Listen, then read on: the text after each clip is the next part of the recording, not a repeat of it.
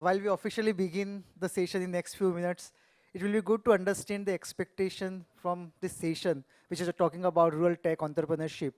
And any of you want to share your experiences on rural tech entrepreneurship so that we can connect the dots from the panelist side.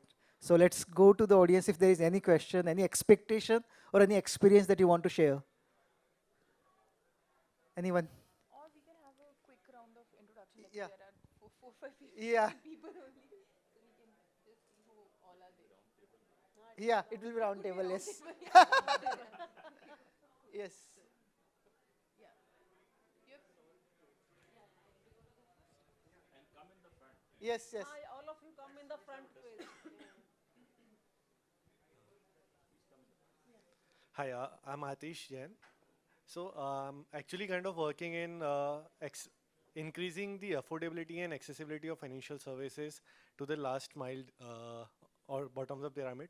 So currently we are working in kind of educating or empowering entrepreneurs in tier 3 and tier 4 cities who are kind of increasing the accessibility of financial services. And at the same time, we are working with insurance companies, financial institutions, uh, other AMCs and other companies to create affordable products which kind of suits the pocket size of those audiences. So typical example is your sachet products which kind of goes, and this is very, very regional, not just one size fit for whole nation. So been there on this journey from last 6 years, kind of building that. We known Amit from before that when we were working in, he was kind of building EasyGov. So very pleasant to again meet you and connect you here. Good. I myself Sudhir Tiwari from AP Space Application Center. I am working. We are using satellite data basically to understand the crop condition and also estimate the crop yield. That yield this yield will be used for the crop insurance. Thank you. Are we introducing everyone here? Yeah, Is in that how case it you want goes? to introduce and probably want to talk about your experiences, and we'll begin next 1 minute. Yeah. Okay.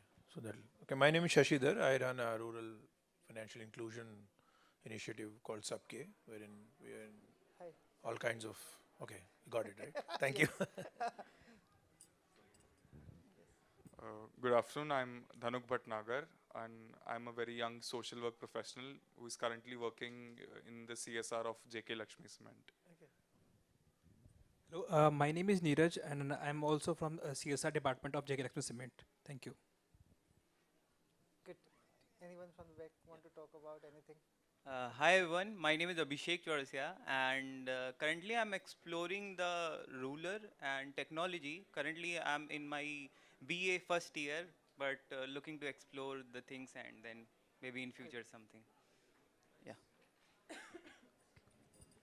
Okay, so now what we'll do probably, it's a very balanced panel in terms of how we want to talk about rural entrepreneurship and the canvas in the context of India or Bharat. While I represent CSR Box, which is more of enabler in the entire CSR and philanthropy space, to to take initiatives which link up technology with the social sector problems, and also then look at funding side of the entire gamut, that how corporates can fund and take up those initiatives to enable the entire ecosystem at the grassroots level.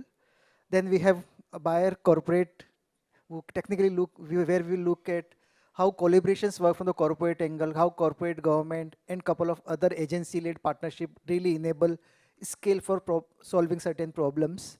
Then we have education institutions enablement and incubation center type support system through Pusa Krishi.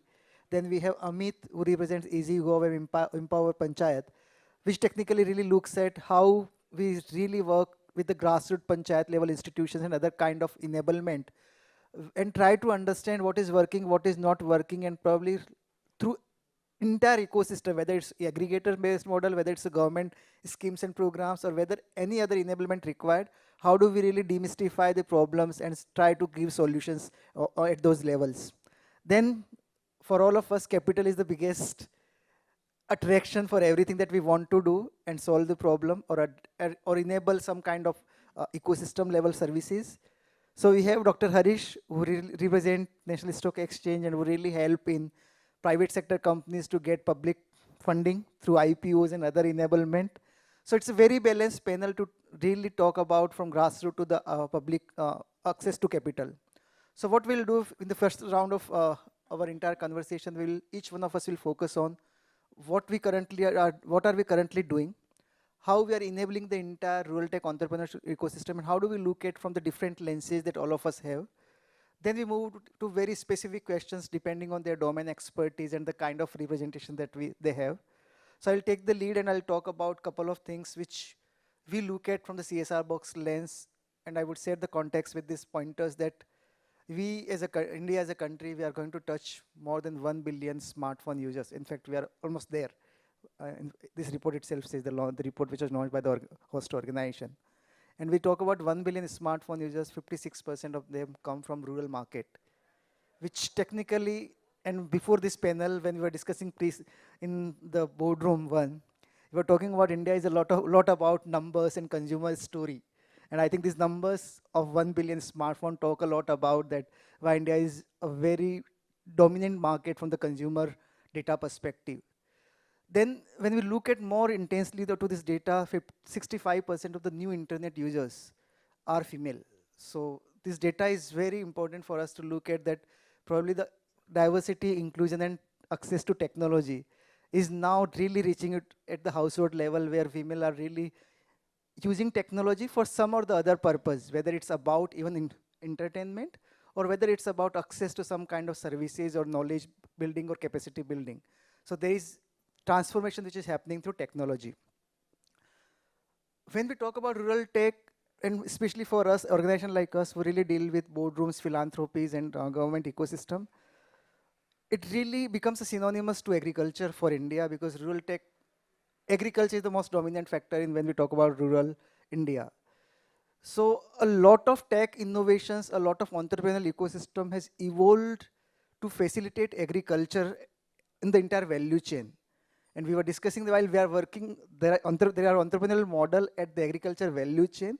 The farmers are still not in the entrepreneurial mindset, because our farming practices have been more of towards either substantial farming to substantiate on needs, or to some level to pay loans and other at the grassroots level. So how do we really build those entrepreneurial ecosystem for farmers? That's one. Secondly, when we look beyond agriculture, there are education, edtech, health tech, other perspective in livelihood, and one important new emerging area which is there about climate change response, where we see a lot of potential for rural tech to play a vital role, and also availability of funding for the rural tech to go into climate change response. Because there are areas like renewable energy, there are areas like plantation, there are areas like entire improvement in the agriculture value chain as carbon sinks. And all those kind of areas are the new areas where we see a lot of funding already parked by multinational organizations to the ESG side of the entire narrative which is coming up at net zero.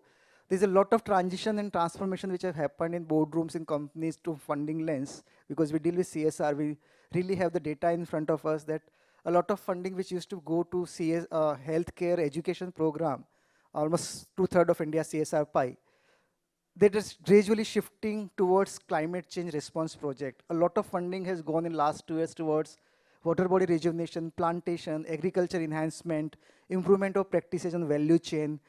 All those kind of new things are coming from the funding lens. So there's already different models which are emerging to support rural tech adoption. I will take a pause here and probably pass it on to Dr. Akriti, who will be able to link up with the agriculture sector and how things are moving in that sector.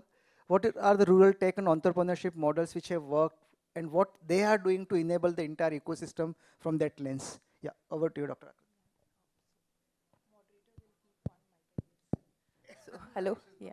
So, so I'm representing Pusa Krishi, which is the agri innovation hub of Indian Agricultural Research Institute, Pusa.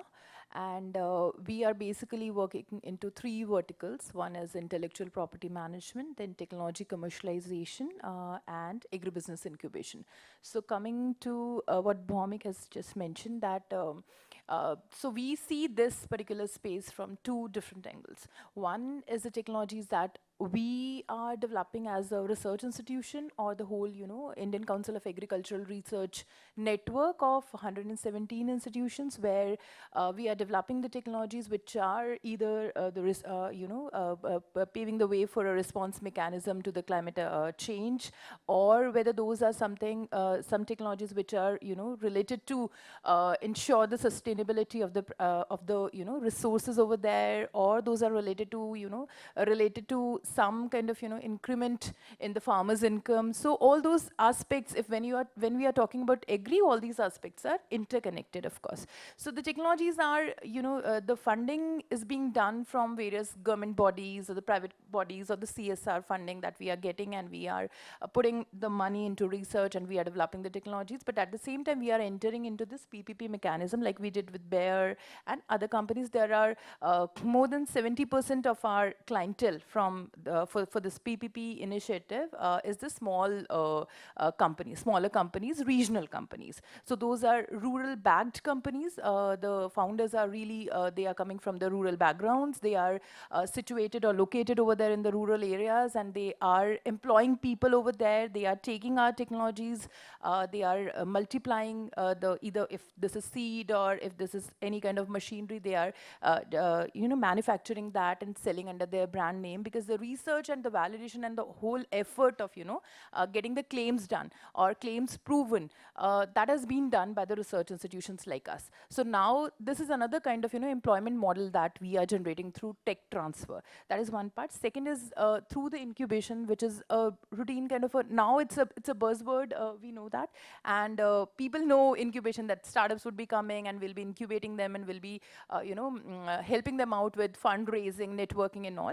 But at the same time, there is one very peculiar element of the incubation that we are offering in the agri space, that is related to technology validation and deployment, because that is something, being the agri institute, we are doing this for our own technologies, we are doing the same thing for the technologies of the startups that we have. So we are pretty connected with the rural spaces, we are pretty connected with the with the farmers, farmer networks, through our the government setup network. And at the same time, wherever there is a requirement, like when there's a particular space where this kind of a connection is not there, we are partnering with the private agencies also, like Samonate is there, Syngenta Foundation is there, so now it's Evergreen Foundation, then Social Alpha. So we are partnering with various agencies where we are not working on a profit-centric model, and none of these agencies are working on the profit-centric model when we are entering into any kind of partnership. So there, the deployment of the technologies over there in the rural areas from the perspective of our startups is being done by us, and we are also funding that to make the number of devices which can be deployed over there in the rural areas, and we are trying to connect them through various networks. So this is how we are trying to upgrade those areas, which is the basic question that Bhomik has raised here. Thank you. Thanks, Dr. Akriti. Now we know that how agriculture and rural technology space is working. I'll go to build up on this, how private sector looks at innovations and collaborations with cross-sectoral partners, be it government-led institutions or be it other philanthropic and other organizations or any government-supported agencies. Sangeeta has been doing that a lot in her capacity and the organization that she works for. So Sangeeta, this is for you, that if you can highlight such collaborations which are really helping us solve problem at a scale. Yeah, thank you, Bhomik. And I'll start with where it's working. Can you hear me? Hello? Yeah, okay. So where, as all of you are aware, we are a life sciences company, where is into agriculture as well as into consumer health and pharma.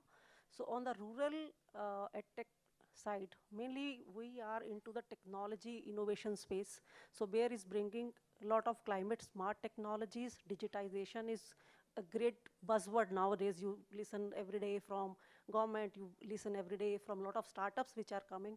Drones you had been talking about a lot. While there has been a lot which is being done through a lot of subsidies, lot of government drone Didi programs and all, the DPI we had been talking about, digital stack space, but how at the last end milestone this will be accessible to the farmer, or if farmer is even able to understand what are all these technologies. So what Bayer is doing is we are having a ground level presence along with the public sector, so we are a big partner of ICR, we are a big partner of lot of the state agriculture universities, as well as lot of startups in the digitization space, you name it, any of the food chain company, or any of the big startups like Samonati, like the words of Varaha. So be it a new thing you call carbon farming and all, we are there in all the partnerships. We have about 80 food chain partners. We have e-commerce partners. So the last mile hand holding to the farmer, where we give them the advisory on what and how to grow, to how to sell their output to the market, because the price recovery is a big thing for the farmer these days, to retain them as a agripreneurs. So if you look at the youth, and we were just discussing it, are we able to attract our youth to agriculture now, and how this is going to happen, how we are going to promote agri-entrepreneurship? It is if the upcoming youth sees agriculture as a profession which is respectable, where he has something to learn.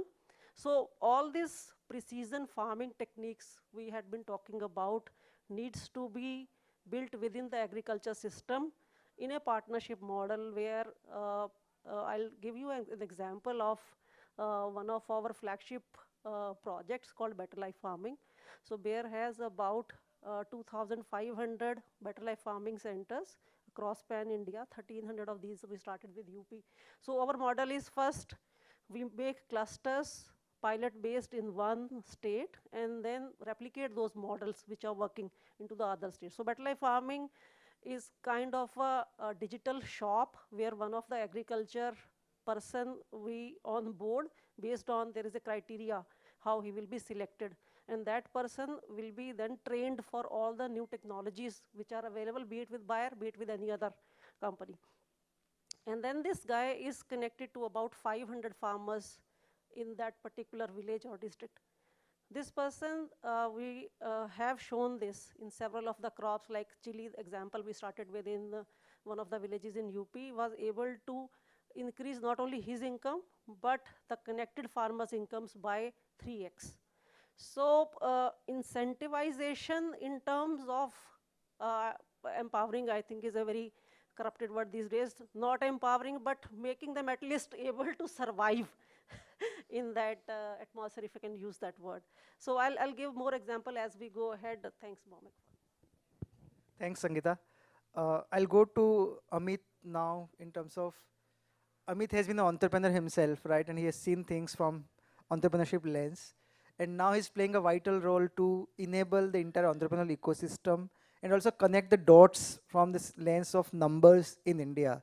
So Amit, I really want to give you an overview to this audience that how numbers do talk about rural tech and how rural is very important for Indian economy from that context.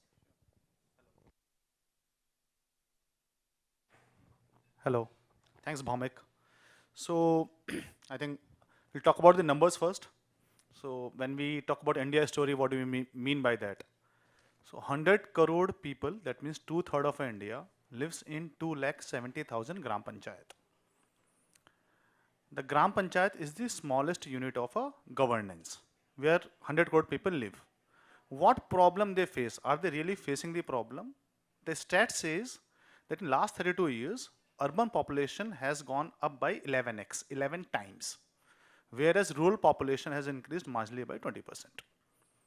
Are they coming for really great opportunities? They are coming here to become Swiggy boys, delivery boys, risking their life, and they have a land at their village. That means there are plenty of a problem inside the panchayat. Because of that, people are leaving the villages. When I say problem, two set of a problem: lack of basic amenities and lack of earning opportunities. Because they have none, even if there is a one, nobody will stay back, right? So we were discussing offline, and I said that I was talking to the cab driver. You earn 50,000 rupees, you go back to your village, I will give you 50,000 rupees, will you go? He said, no, I will not go. Because where will I do the consumption of this 50,000? In city, I am sending my school to the kid to the school, where the fees is, let's say, 2,000 rupees. In village, I have a 2,000, but I don't have a school that is willing to take 2,000 and provide a quality education. So this is a story that has to be, both these things should come up. So I'm very fascinated about this concept of Samaj, Sarkar or Bajar. Samaj needs a product to solve their problem that Bajar will give. Samaj needs a stable ecosystem of the governance. For that they give vote, and that government will give. So the lowest unit amalgamation of Samaj, Sarkar and Bajar is Gram Panchayat, where the topics like basic amenities, earning opportunities, for that the governance, as per the Constitution of India, 73rd Amendment, the power of governing a panchayat is in the hand of a Gram Panchayat for all 29 subjects. So they can act as a unit of a self-government. So we can think of a model like the villagers have a problem, that's why they are migrating. If entrepreneurship through innovation can solve their problem, they can revive the rural economy. And then only we can have an inclusive growth story of India, and where we have 100 crore people along with us. Where I will come to back later on few points. Thanks. Thanks, Amit. And we generally call it aspiration, right? That everybody has an aspiration to do better in life and probably provide a better life to their children. And I really have a very an example coming from my, I think, a decade back experience when we were working Sundarban in West Bengal, and it was early days of solar adoption in India. We were setting up a very decentralized village level solar electricity plant for the entire village.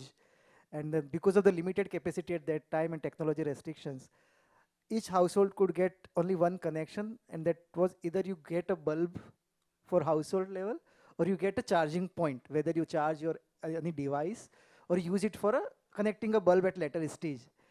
And the survey was done at the entire village level that what do you want? 95% of them said we don't need light bulb, we need charging point because we have to charge mobile.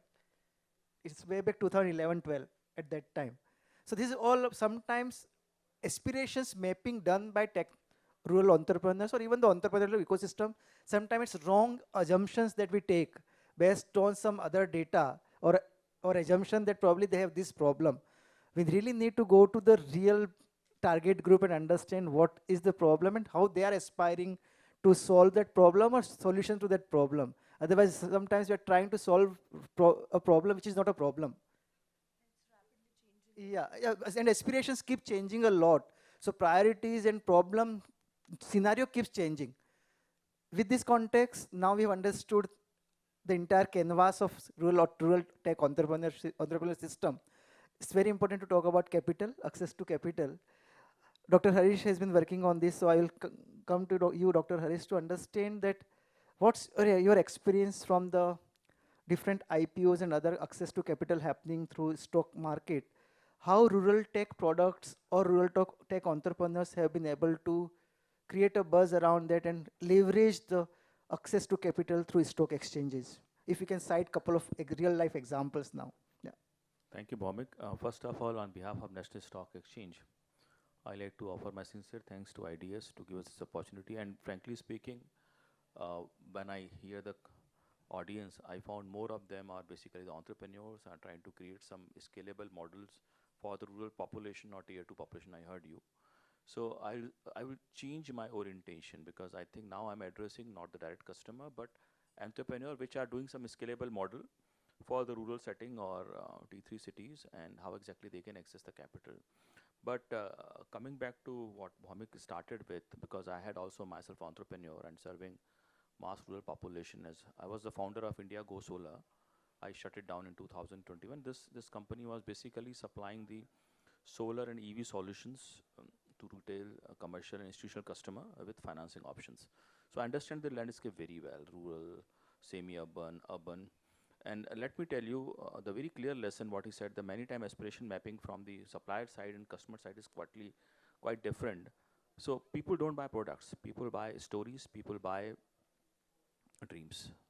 So just one example here, and I'll clear that example, you know.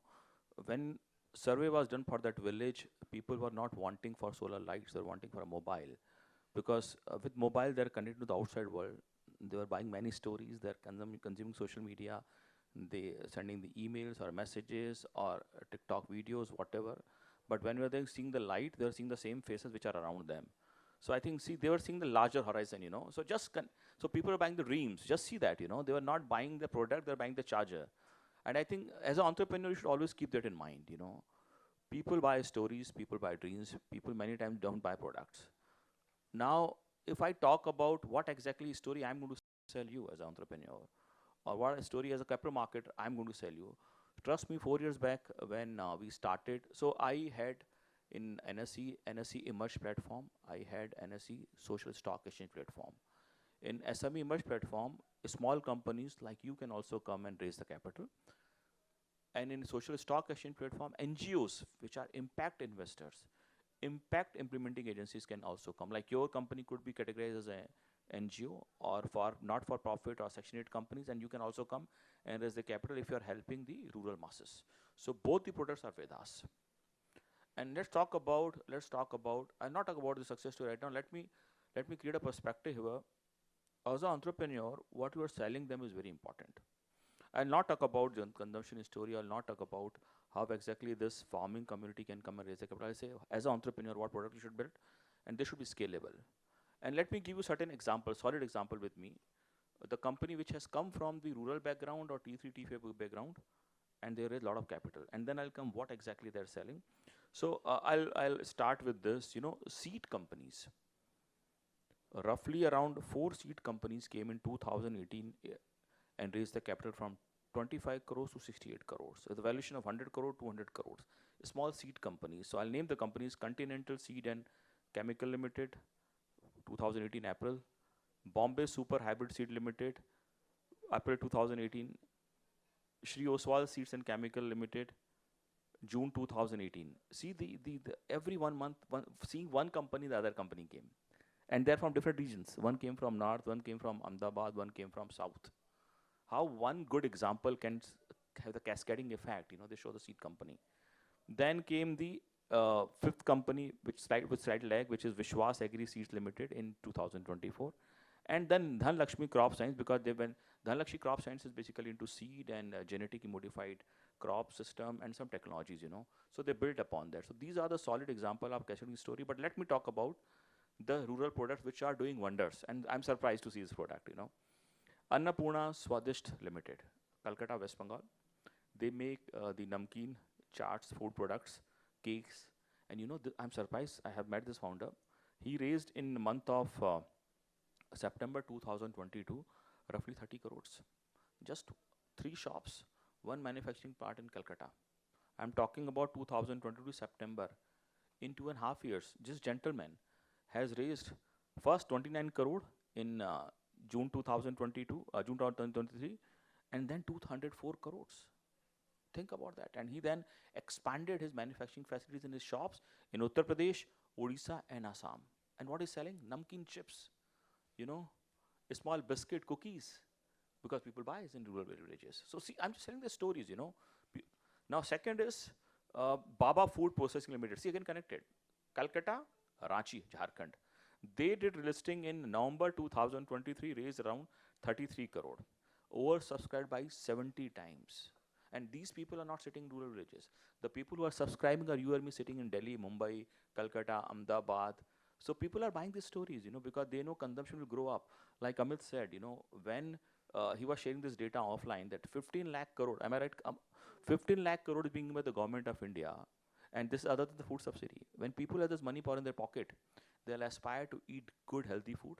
Or maybe chatora food, I will say this, or maybe they will buy some white goods, So their aspiration in terms of their food habits is going from grains to processed foods, right? And this story is talking, this story, be it Annapurna Swadisht or Baba Food, talking about that story, Third is Dhanlakshmi Crop Science, I told about that. It's from Himmatnagar, Gujarat. All of them is small town, Himmatnagar, Gujarat is a tier 3 city. Then Fresh Era Agro Export Limited. And I'm very happy to share this. This is from a Tiruputtur district, Tamil Nadu, Natramampally Taluk, small block. And they raised roughly 75 crore. And what they do? Pickle. They collect the pickles from the rural villages, pack it up, and 100% export. 75 crore, roughly 300 crore valuation. Fifth is Gajanand International Limited. Business engaged in the production of contamination-free and sustainable cotton in the state of Madhya Pradesh, Maharashtra, Karnataka, Tamil Nadu. Issue size 20 crores, roughly 100 crore valuation. Oversubscribed 15 times. What is they're selling? Cotton, right? Now, why I'm sharing this, I'll connect to you. Then TPI Corn Limited, they are selling the corn, and they are again exporting it. Them from Sangli, Maharashtra. Issue size 50 crore. Sona Machinery Limited, machineries. What Akriti you are talking about? They are selling the farm machinery to increase the mechanization of the farmer so they can become more productive. Maybe the Amit farmer, which will not like to go back because he has to work hard and not get the cost of basic living standard. Maybe he'll buy the more farm machinery, go back, apply this, and become lazy as usual like urban youth, and then earn more, he'll be more productive, you know. So I think, see this story, none of them is selling like you are selling, you know. Hardcore, tangible product, which people are eating, consuming in their day-to-day life. They're not on e-commerce, they're not on tech. This is being sold at capital market, and let me tell you, capital market, most savvy, most smartest investor invest here. So these are the story people are buying at capital market. If, as an entrepreneur, you can carry back the stories and connect with these companies who are slightly scalable, there'll be better stories to sell. So I'll come later on about other things, okay? I'm just looking at the numbers right now. Good. Now we know how to access the capital, right, for the right technology and looking at the market. I'll move to second round of conversation with all of us sitting here and deep dive into what we represent, each of us, and what experiences we do carry with us.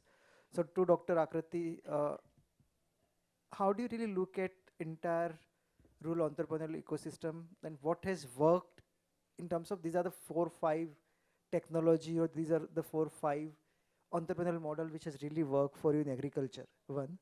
And then if you can connect the research part of this entire agri ecosystem, which can also enable the rural entrepreneurship or rural tech entrepreneurial system. Thank you, Bhomik. It's a very relevant question. And see, agri and rural is a regional thing, right? So what I'm going to say about Punjab and Haryana would not, you know, reflect for the other parts of the country. So we are majorly into the northern belt, and but we have the startups from Pan India, and maximum number of startups that we have are from Maharashtra. So majorly, say for example, if there are solutions which are related to storage specifically, or the rural infrastructure, where the startups or even the institutions which are they have developed some kind of, you know, solution which is low cost for preserving the products over there, or the produce which the people are growing, or if there is any kind of, you know, methodology or process through which the remaining, you know, commodity or the produce can be preserved or can be made available off season as well. So these are certain things which are really being looked upon by the people over there. And at the same time, when we are trying to, you know, take people's involvement into that. Say, for example, there's one startup that we have which has made, so it's a freeze drying is a common technology, we all know that, right? So freeze dryers are very expensive. So this particular person has made a low cost freeze dryer and has deployed actually at the farm gate of the orchards. So the orchard owners, so whatever is, you know, remaining from so grading is being done in the orchards, we know that grading is being done at the farm gate only. So they sell the produce to different kinds of customers based upon the grades and things that they have. So the produce which is actually not being taken by anybody, not from the perspective of the quality, like because the same, you know, crop is being grown and all orchards, so same here. But from the perspective of maybe the size of the fruit, or maybe the ripening, you know, that is over ripened or under ripened or something like that. So the smaller kind of, you know, freeze drying units they have established over there, and they are taking a margin from that, and for the initial 1 year, and then later on within that 1 year the cost of the machine gets covered. And this is a different kind of a model. It's not something where they are selling the machine over there. And these orchard owners and the, you know, people who are actually buying those produce from the orchard owners, and then they are actually getting it freeze dried and have packed and you know, have under their kind of an authority, and then there is the company itself is serving as an aggregator as well. So then they are white labeling the produce from that they are getting. So the products are so we have consumed the products also, and they are in the market currently. So Fruze is the name of the company. So the product is not something where any kind of sugar coating or anything has been done. It's simple freeze drying of the bits and pieces of the fruit. So that is something which has really taken by them, and then they have expanded into mango belts, and then into this lychee belt also, and then into the guava belt, and then pomegranate over there. So pomegranate, maybe they are making, so they are now into various other kinds of things as well. So so this is like processing at the farm gate. That is one part. Aggregation, if we can have any kind of aggregation mechanism which is into the core supply chain for agri-produce, that would be taken by the farmers or the farming community really well, because that is the real challenge over there. Then storage, like I have mentioned. So these are certain areas where we have plenty of startups. Every incubator must be having 3-4 startups in this particular area, and they all are needed in different geographies, different domains, different crops. So that is what we understood from the rural space. Thank you. Anything else you wanted from me? You want to highlight research part of it and connect the dots here?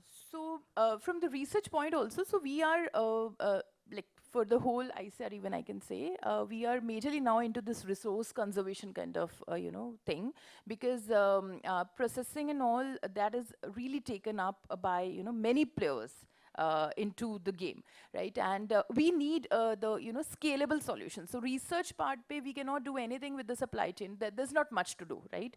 There's nothing, not much to do with the storage thing also, unless and until we make some low-cost storage structures that we have already made from the research point. Now the thing which we are developing as a research institution is majorly into this precision tech, that is majorly into this the CRISPR-based things where the genetics is involved, and where the we are doing some kind of this kind of breeding kind of a research where we can develop such good varieties, or such good kind of planting material where we can have more disease resistance, where we can have more yield, we can have more pest resistance and all those things. And that is something which is the work of the research institution, because developing a variety would take 8 to 9 years, and that cannot be done by a startup. That can be done by the company like Bayer, but a startup can enter into this kind of model with us, where they can actually promote that variety. They can sell their variety under their brand name. That is what I've just explained from technology licensing, which was earlier covered by me. So that is something that we are doing, and we have the strength to do that, and at the same time the funds, the resources, and everything that is there. Specifically, that is also driven towards resource conservation. Of course, like we are entering into DSR, so water resource conservation, then global warming we are taking care of. So all these things, on a broader level, and at the same time getting into more micro, we are doing from the research perspective. Thank you. Thanks, Dr. Akriti. I'll come back to Sangeeta, you to better understand how policy and regulatory framework are playing vital role, whether it's about easing on certain norms or whether opening up doors for collaboration. So how has been your experience for private government collaboration or private collaboration as well in this entire ecosystem to promote and enable more entrepreneurial ecosystem? Yeah, so I'll start with the example Akriti was just quoting. So what is the major challenge these days agriculture is facing? If I can have one or two, can you name something? What is the major challenge you feel agriculture is facing these days? Any one of you? Lack of connectivity. Lack of connectivity to? Through roads? Well, output, sale, any other? Climate change, yeah. Yeah, so I think very valid points, and yes, please. Farmers are not aware about these Developments, right, awareness. Farmers are not No, not aware, right. So very valid points, and all these things, why we need collaboration. The last mile delivery to the farmer on not only educating him in what is available, but also we have to ensure food security for the sustainability of production. So with this example, which we just mentioned about, I'll take this example of DSR. What is the policy landscape, Bhomik, you were asking? And the scale up of any new technology will require a lot of policy shift. We are talking about resources, water tables across. So rice traditionally, all of us are aware, has been the bowl in northwest zone, Punjab, Haryana, majorly have been quoted as the large rice producer, while UP anyway is a big one. And then we go to South, Andhra is also doing, Telangana is also doing a lot.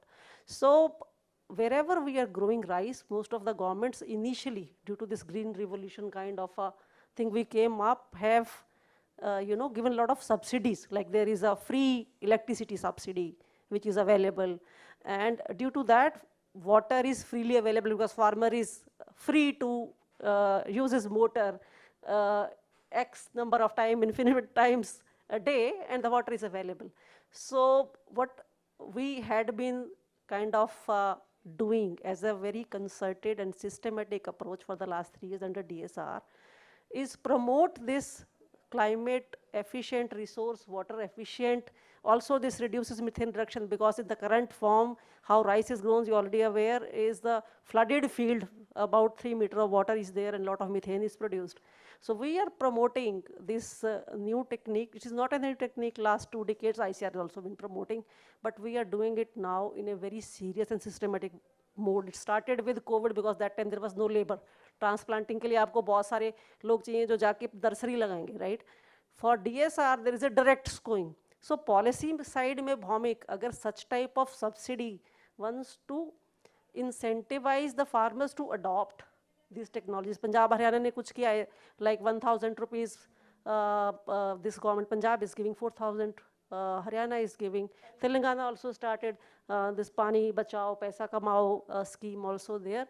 But how we can line up these financial mechanism and aggregate the incentive system, both in a blended mode from the public and private sector, and Harish is here, he can probably suggest some models, because for scaling adoption of such practices, food will not be there for us, the resources will be very limited for a long time, but sustainability of production we have to ensure through ecosystem enablement, through right education of the farmer, because this new technique will require lot of capacity building. एक mindset change करना है farmer का.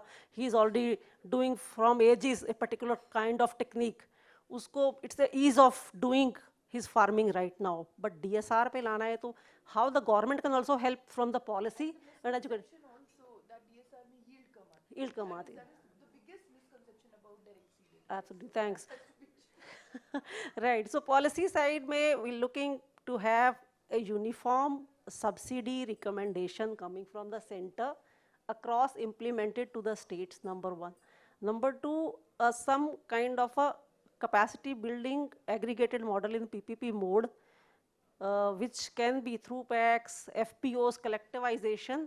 We can have good capacity in the states for adoption, not only DSR, I'll talk about mechanization, because one point we wanted to highlight here is DSR is also a technique which promotes mechanization. Bina seed drill ke you cannot do DSR. You cannot mean dry DSR, you will not be successfully doing it.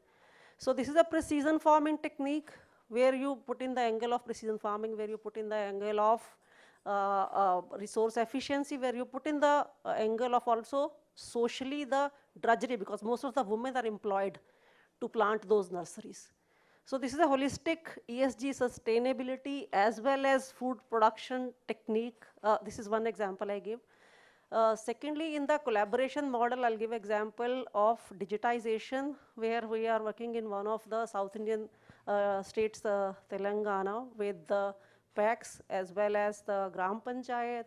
Amit was just mentioning, we have also onboarded few of the blended finance organizations to implement FarmRise 1. This is a digital platform for giving right advisories to the farmers on the crop production practices.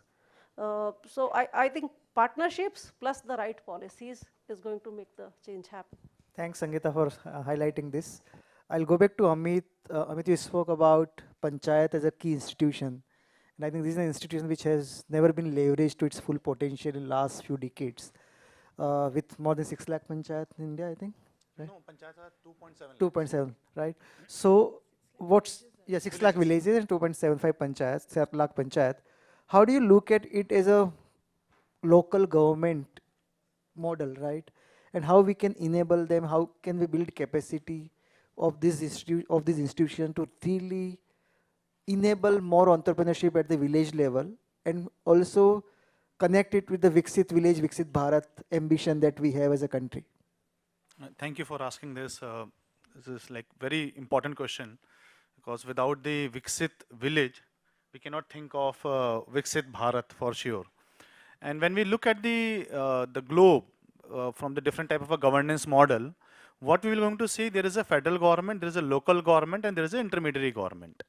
Usually local government is very powerful, right? So we'll think of the stories of the mayor, councillors, right? But in India, we don't think that local government is that powerful, right? And to do that, what Bhomik just said, Government of India realized that in 1992, 73rd Amendment to the Constitution of India happened, where the power of 29 subjects amounting to 30 lakh crore as of now were devolved to the Gram Panchayat.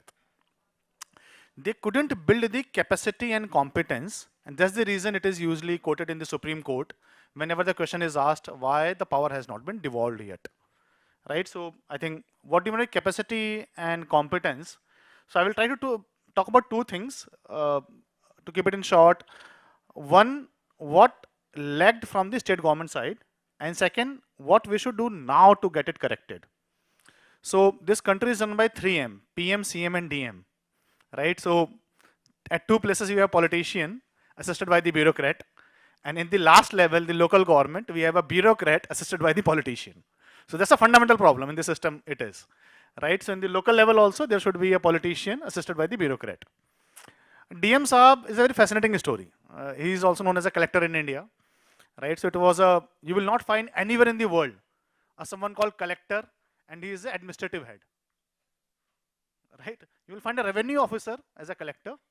And why? Because Warren Hastings gave them the charge, an Indian civil services officer, to collect a land use. That's why this person called collector, right? And because people will not give the money, then he should have a power to punish. So he should have a judicial power. That's why we started calling him magistrate. But unfortunately, right now he doesn't have any of these roles. But still, the name is prevalent, right? So fundamental thing is this designation has to end. And this should be brought inside the panchayat. Otherwise, right, this is very difficult from a devolution of power point of view. Second, I said that what panchayat should start doing, any government body in India as per the constitution has three parts. One is a law-making body like Vidhan Sabha or Sansad.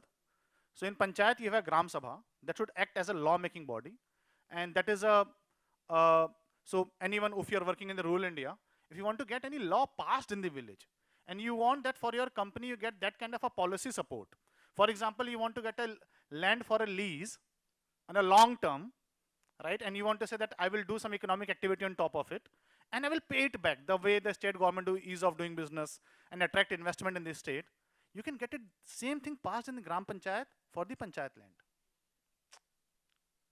You want to come up with the idea that I will take the produce from the villagers, the farmers of this village, but I want to create this kind of a unique arrangement. You can get this as a law passed in the Gram Sabha. So Gram Sabha is a law-making body. To enforce that, you have departments and the ministries. So you have standing committees in the panchayat. For example, for the entrepreneurs, I said my favorite is production standing committee. Go to the Utpad Samiti, get your work done through SHGs, FPOs, whomsoever you want to. And third is, obviously, after the execution, you have a chief minister in the state. So Gram Pradhan is like a chief minister of the village, and Panchayat secretary is like a chief secretary of a village. So any one of you want to work deeply in a village, and you want to leverage the whole political, economic resources from the village, rejuvenate the panchayat. Go at the deep level with the panchayat, correct this institution, you will get all kind of a support, manpower, material, fund, access to market and everything. Thanks, Amit. I'll come back to you, Dr. Harish. Now you have really demystified some numbers, how some private sector companies have got access to public capital.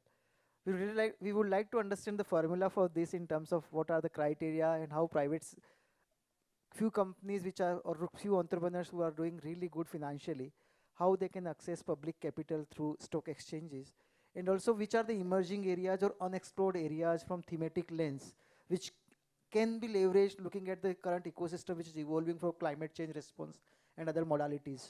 So over to you, Harish. Yeah. Sure. Before I answer the question, how many of you are entrepreneurs here? Can you raise your hand? Even one is okay. Anyone else? So let me ask you, uh, since how long you're working? What is your operating history? 2 years, 3 years?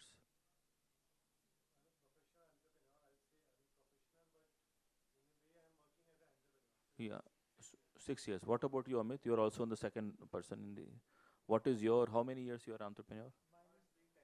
What about you? 10 years. Okay. Uh, how many of you are EBITDA positive? From you understand EBITDA positive? You, Amit, you are. What about you? Positive. How many of you are net worth positive? Some money on the cap table on the left hand side. Equity is positive. All are positive. So, except Amit, I think you all three, one, two, are eligible to raise the capital from the capital market. It's so simple. So, I like to demystify this myth that you have to raise Series A, Series B, Series C, Series D, Series F, and when you are $20 billion company, then you come to the market. No. In SME merge, even a small company which is having 3 years operational history, 2 years EBITDA positive, and net worth slightly positive can come and explore. Whether you'll be successful or not successful, there's a second story, but you're eligible. At least you can put 1 feet inside the door of capital market. So this is the first myth I'm taking away. Now, I think capital market is slightly away from what Amit is talking. I think but I'm listening, and in fact, today I learned a lot from all this very esteemed panelists here. In fact, I got more than what I can offer here.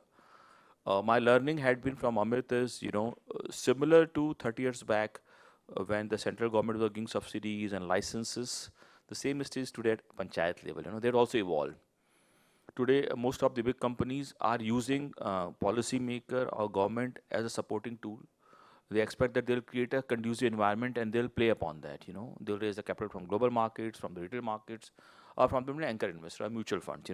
I think till the time that theory also propagate at the ground level, at the panchayat level, capital market access will be difficult. But few entrepreneurs like you, like Bhomik, you, why don't you explore? So this is one. Now, second is what exactly would be the flavor of the season? Trust me, I shared some numbers here like pickle, seeds, farm machinery, anything related to renewables. Let's say I give a very crude example, and I applied myself, and I made good money there. In fact, you have to understand the entire. If rural sector could not be the capital provider, it could unplug. It could unblock a lot of liquidity which is stuck somewhere else. Just for the example of power sector, and it's a very big area. So in power sector, and Amit must be knowing it because he was very closely with the farmers and agriculture and panchayat. In power sector, all distribution company are bad shape just because of one reason: subsidies to farmer. So if you are an entrepreneur selling 100 rupees worth of goods and you are not collecting 25 rupees year on year, you're definitely going to bankrupt. So all discoms are giving 25 rupees commercial subsidy. I'm not talking technical losses here. I'm talking about hardcore commercial losses, selling goods of 100 rupees and recovering 75 rupees, right? What is the solution?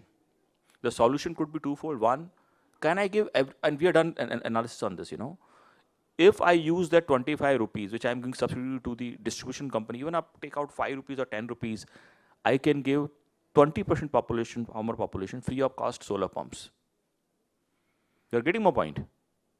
But it's a very politically sensitive constituency. Nobody can take this call where instead of giving the subsidy to the distribution company or to the farmer indirectly, they convert this subsidy, part of this, to sell a good or distribute a good free of cost.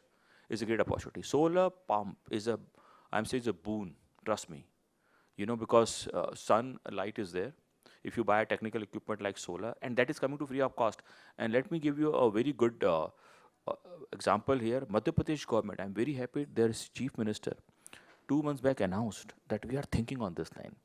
where they will take away the subsidy portion and they'll give the free of cost solar pump. And after 3-4 years, they may gradually withdraw the subsidy. So solar pump is going to boom like anything. If you enter this space, be it making the solar pump or with the solar panel or some kind of inverter in between, you can make good money there. This one sector which is going very well. Second, I think what he said is, on this battery swapping also. I have personally sold many solar charge electric vehicles, especially solar rickshaws. Many a times the buses stops are slightly away from the rural villages, so they take the rickshaw or they take the bike or somebody go to pick them up. But many a times electricity is a problem. So solar panel gives some part electricity to the solar charging for these electric vehicles. Electric vehicle with solar charging panel could be a second area which you can start or collate. Is a good area.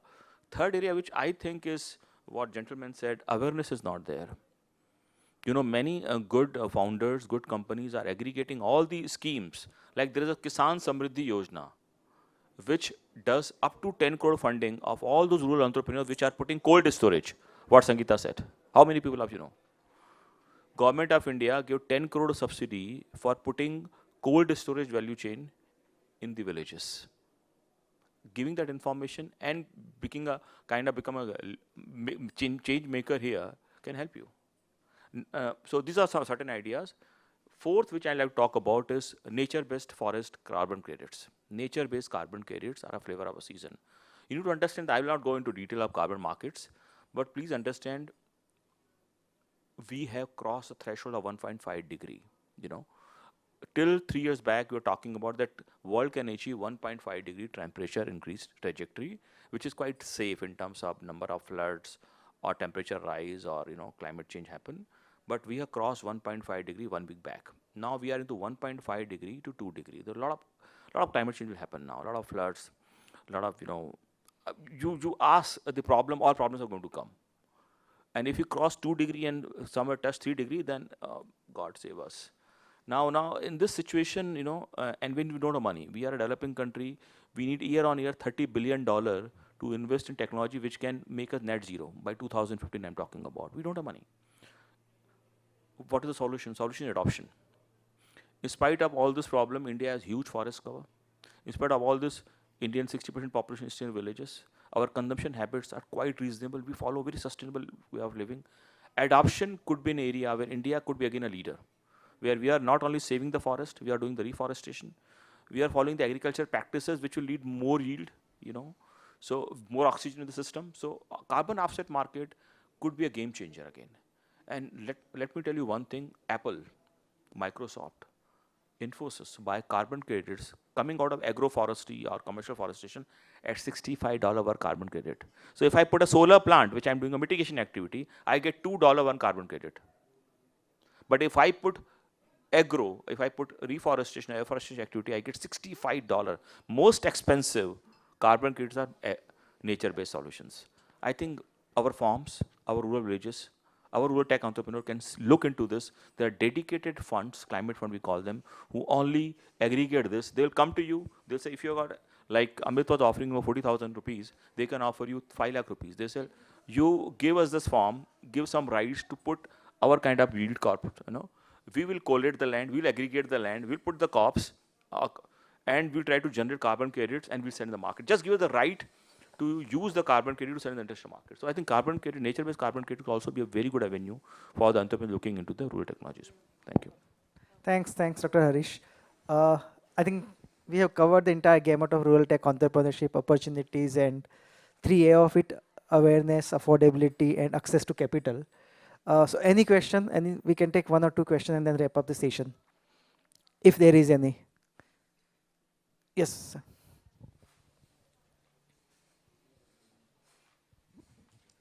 Sir, if you can introduce yourself and then. Myself, D.N. Dhawan. I am a retired person from central government. Yes, sir. So, very well connected on knowing the farming.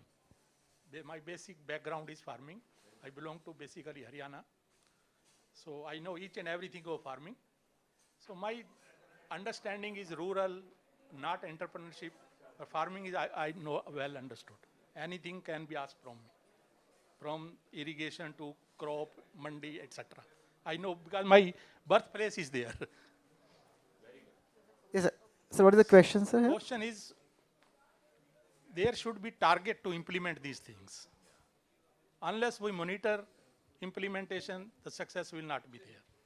Whatever is the solutions we have, it may be village-wise, it may be panchayat-wise, etc. Whatever you decide, there should be target.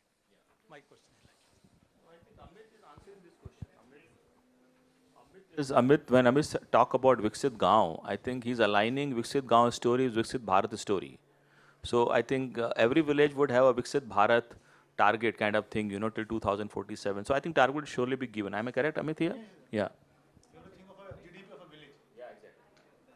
Perfect. I have been signaled to close the session because I think time is up for us. So thank you very much to all the panelists. We really lived up to the expectation, I believe, and we did justice with the time as well. I have personally learned a lot about couple of systems and processes in the entire rural tech, and obviously the potential IPO at NSE. So thank you very much for being here, and thank you very much to the lovely audience who supported us. Thank you.